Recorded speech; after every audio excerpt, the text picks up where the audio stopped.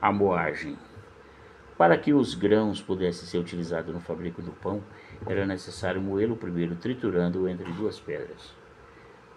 O primeiro tipo de mó constava-se uma pedra movida de uma concavidade com a qual se colocava o grão. Havia um outro tipo de pedra maior e mais pesada. Era constituída de duas partes, ambas planas com cerca de 60 centímetros de diâmetro. Jesus falou que haverá um dia em que duas mulheres estarão trabalhando no moinho, uma será levada e a outra será deixada. Disse também que se alguém levasse uma criança a pecar, seria melhor que pendurasse no pescoço uma pedra de moinho e morresse afogado.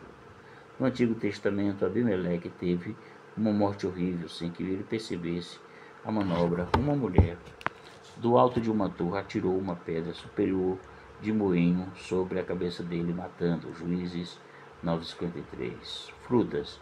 As frutas eram muito importantes na alimentação dos israelitas, tanto por sua variedade como pelo seu sabor e valor nutritivo. O povo de Israel tinha orgulho dos belos pés de frutas que cultivavam. Como outros povos do Oriente, eles gostavam de fazer entalhes desenhando as plantas com o fruto maduro. Uma colheita abundante era a confirmação de bênção de Deus sobre a nação. Uvas. A videira remonta a tempos antigos da história. Era provável que Noé já tivesse uma vinha. Quando Israel estava para invadir Canaã, os espias que foram ver a terra voltaram com um cacho de uvas. O clima do território de Israel parecia muito apropriado para o cultivo dessa planta. A plantação e o cultivo de uma boa vinha dava muito trabalho. Primeiro, o agricultor tinha que limpar uma grande área, removendo dela as pedras. Muitas vezes constituíam muretas de pedra ao redor para proteger a plantação. Pela lei, o agricultor não poderia colher os frutos produzidos nos primeiros 3 anos. Depois, quando colhia, tinha que deixar alguma coisa para os pobres, como aliás faziam com todo tipo de colheita. Portanto, os colhedores não poderiam passar uma segunda vez pela vinha para apanhar as uvas que tivessem ficado nela. As torres de vigia nas vinhas. Na antiguidade, em Israel, havia 2 tipos de torres de vigia: as grandes, que tinham por finalidade fazer a proteção das cidades, e as menores, que eram erguidas em vinhas para proteção contra ladrões de animais. Na maioria dos casos, essas torres eram constituídas de pedra e algumas de bem elaboradas, possuindo 2 pavimentos. O rei Uzias foi um que construiu torres não só para proteger a cidade, como também para defender as plantações, segundo Crônicas 26:10. Há pelo menos um texto onde Deus promete vigiar o povo de Israel, com o mesmo cuidado com que o guardador da vinha a protege. Isaías 27:3. Um animal que podia causar sérios danos a uma vinha era a raposa, mas não se sabe se elas tinham um gosto especial por uvas ou devastações que causavam era apenas os buracos que cavavam no solo. Cantares 2:15. A poda. Para se obter uma produção abundante era preciso uma poda drástica. Os galhos que não davam frutos eram cortados, geralmente a uma faca afiada com uma podadeira. Acreditamos que a podadeira era uma lâmina de metal encurvada. Evidente, esse serviço era feito após floração, quando a flor já estava se transformando em frutas. Isaías 18:5. Se uma vinha não fosse podada, era considerada inútil ou abandonada. Isaías 5:6. Contudo, pela lei, a cada 7 anos o agricultor tinha que deixar a parreira sem podar. Levíticos 23:4. Jesus disse a seus discípulos que seu pai, sendo um agricultor cuidadoso, poda os ramos que não dão frutos. João 15:1-2. A promessa bíblica é que um dia as guerras vão terminar diz que os homens vão transformar suas espadas em rede de arado e as lanças em podadeiras. Miqueias 4:1. Os estudiosos discordam entre si sobre os agricultores israelitas usavam mesmo estacas para escorar as videiras, ou se essa prática foi introduzida mais tarde. Mas o texto de Miqueias dá a entender que eles erguiam as plantas para que não ficassem rente ao chão. Miqueias 4:4. Azeitonas. As azeitonas de oliveiras e o óleo de oliva tinham um papel muito importante na vida econômica de Israel. Ainda hoje há grande abundância dessas árvores por toda a zona rural. O plantador de azeitonas precisava ser muito paciente, pois a árvore só começa a produzir após 15 anos. Contudo, uma vez iniciada, a frutificação dura séculos. No Novo Testamento encontramos menção de locais nos arredores de Jerusalém, cujos nomes estavam associados ao cultivo de oliveiras. Havia o Monte das Oliveiras, que recebeu esse nome por causa da grande abundância dessa planta. Embora o morro seja constituído de terreno calcário, ainda tem algumas oliveiras. Nos últimos dias do ministério de Jesus, ele ia lá frequentemente à tardinha, após passar o dia todo ensinando o povo.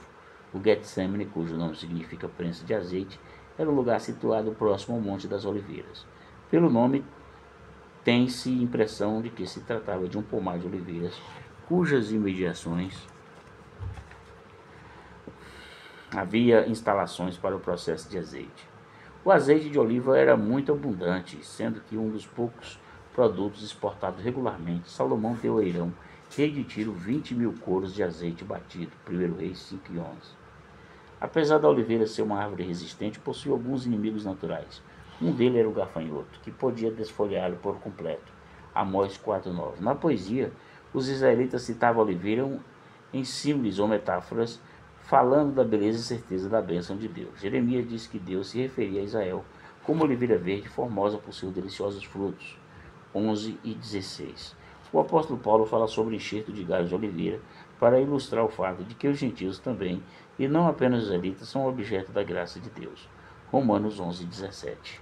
Figos. Filipe Natanael, sentado debaixo de uma coposa figueira de folhas grandes. João 1,48, disse que Jesus era o Messias. Essa descrição é típica de Israel, pois ali há muitas figueiras frondosas da copa grande e folhas largas. Foi da folha dessa árvore que Adão e Eva fizeram vestes para si. Em geral, as figueiras dão 2 safras anuais. A primeira é colhida em maio e junho, enquanto a outra por volta de setembro. Do modo geral, quando ocorre a primeira maturação, as folhas ainda não estão completamente formadas. O sicômoro é da mesma família da figueira, mas é considerado uma árvore inferior, e seu figo não é tão bom quanto o da figueira. O profeta Amós, além de ser boiadeiro, também tinha um ofício de cultivador de sicômoros. Durante os reinados de Davi e Salomão, havia muitos sicômoros nas colinas de Israel. 1 Crônicas 27 e 28, 1 Reis 10 e 27. Numa de suas parábolas, Jesus fala de um homem que tinha uma figueira estéril, que não dava fruto havia 3 anos. Lucas 13. Então ele resolveu fazer uma tentativa, mandando escavar ao redor das raízes e adubá-lo.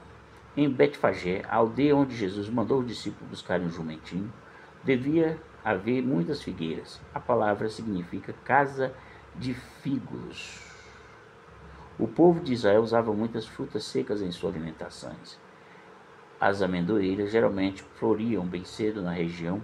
Entre os presentes que Jacó enviou ao Egito, contava-se com algumas amêndoas. Gênesis 43:11. Quando a vara de Arão floresceu, também produziu amêndoas. Números 17:8.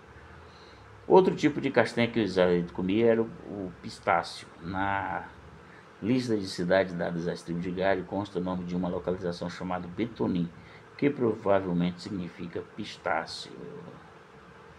Segundo o historiador Joséfo, os nozes eram cultivadas nas proximidades do Mar da Galileia. No livro de Cantares de Salomão, há referência a um jardim de nogueiras, que podem estar designados qualquer tipo de castanha ou plantação de nozes mesmos. Tâmaras. A Bíblia não faz muita menção a tâmaras, mas há muita referência às palmeiras. As palmeiras não são uma cultura típica da região. Os plantadores, com maiorias recursos, aproveitavam a planta ao máximo. Algumas cidades tornaram-se famosas por suas palmeiras. Palmeiras antiga Tadmor, 2 Crônicas 8:4.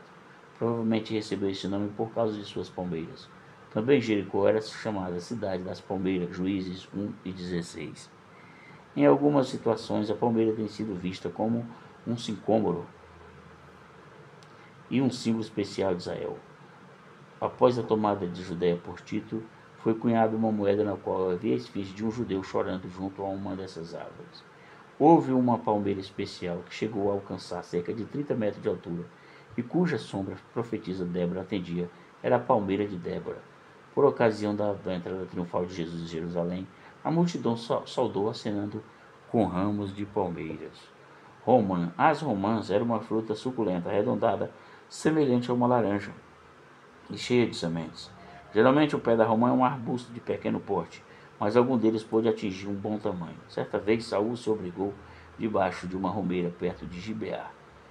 As flores dessa planta são de colorações diversas, indo desde o branco até o vermelho, passando pelo amarelo. Essa fruta é bastante abundante em Israel e há muito tempo tem sido considerada um dos símbolos da prosperidade nacional. Foi uma das plantas que Moisés citou ao falar das riquezas da terra, uma bênção de Deus para ele.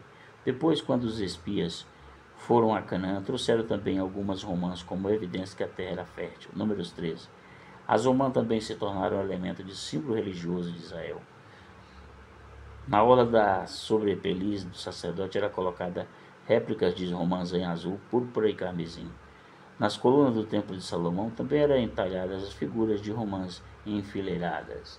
O escritor do livro de Cantares também recorre muitas vezes à figura da romã para descrever a beleza física da sulamita. 4, 3, 13, 6 e 7.